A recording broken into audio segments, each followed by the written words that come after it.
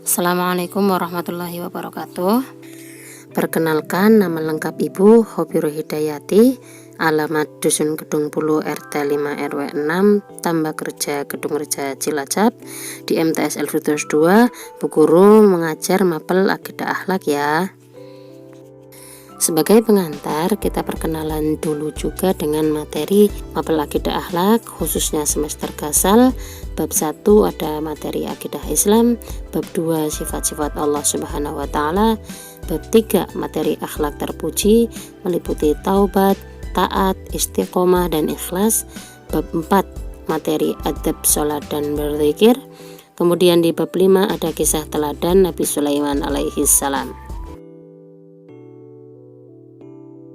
Untuk adik-adik kelas 7, pada pertemuan pertama pembelajaran online ini kita akan membahas bab 1, yaitu materi yang berjudul akidah Islam. Adapun tujuan pembelajaran materi ini adalah yang pertama, menghayati kebenaran akidah Islam sebagai dasar berpikir dan bersikap. Kedua, mengamalkan perilaku jujur dan istiqomah sebagai implementasi dari meyakini akidah Islam. Yang ketiga, menjelaskan pengertian akidah Islam. 4, menunjukkan dalil tentang akidah Islam. 5, menjelaskan dasar akidah Islam. 6, menyebutkan tujuan akidah Islam. Dan 7, menyajikan fakta dan fenomena kebenaran akidah Islam. Oke, sebelum kita masuk ke pembahasan, silahkan amati gambar berikut ini.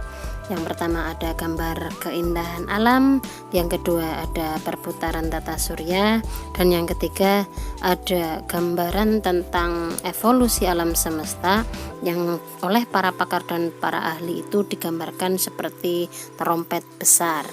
Kemudian pertanyaannya adalah, siapa yang menciptakan dan mengatur alam semesta ini?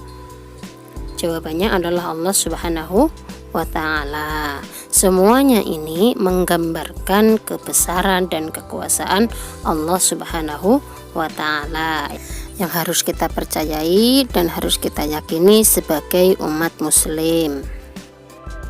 Masuk ke pembahasan pertama, yaitu pengertian akidah Islam. Akidah secara bahasa berasal dari kata aqada yaqidu aqidatan, yang berarti ikatan atau perjanjian. Para ulama memberi pengertian akidah sebagai berikut: ma'aqada alaihil qalbu wad dhamir, yang artinya sesuatu yang terikat kepadanya hati dan hati nurani. Sedangkan menurut istilah, akidah adalah suatu pokok atau dasar keyakinan yang harus dipegang oleh orang yang mempercayainya. Kemudian akidah Islam adalah pokok-pokok kepercayaan yang harus diyakini kebenarannya oleh setiap orang yang beragama Islam. Dan menjadi catatan penting bahwa pondasi awal dari akidah Islam adalah keyakinan terhadap Allah Subhanahu wa Ta'ala sebagai Tuhan yang wajib kita kenal melalui sifat-sifatnya. Sebagai dasar, mari kita buka Quran Surat An-Nahl ayat 36. A'udzu billahi minasyaitonir rajim. Bismillahirrahmanirrahim.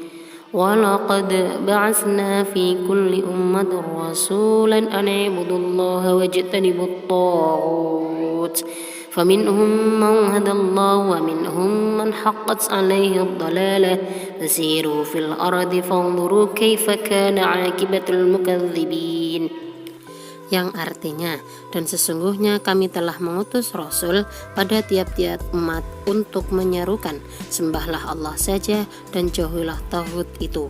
Maka di antara umat itu ada orang-orang yang diberi petunjuk oleh Allah, dan ada pula di antara orang-orang yang telah pasti kesesatan baginya.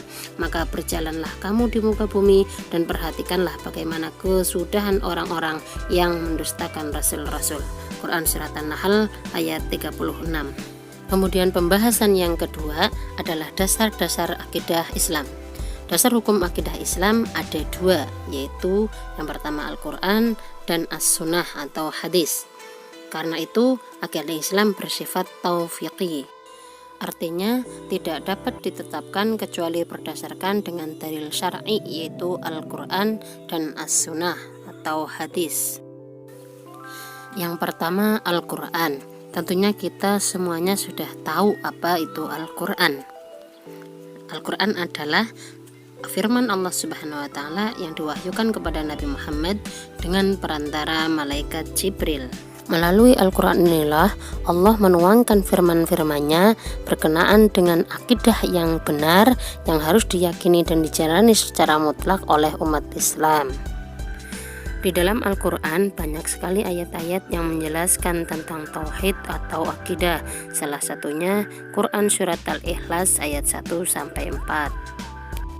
Sedangkan hadis adalah segala ucapan, perbuatan, dan takrir atau sikap diam Nabi Muhammad SAW.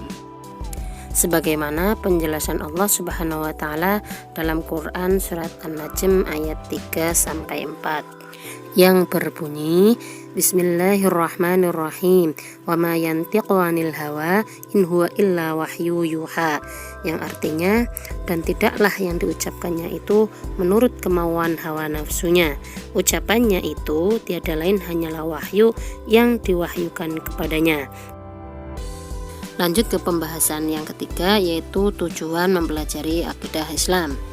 Di antara tujuan mempelajari akidah Islam adalah yang pertama untuk memupuk dan mengembangkan dasar ketuhanan yang telah ada sejak manusia lahir, yang kedua untuk menghindarkan diri dari kemusyrikan, ketiga untuk menghindarkan diri dari pengaruh akal pikiran yang menyesatkan, dan yang keempat memupuk mengembangkan dasar ketuhanan yang ada sejak lahir.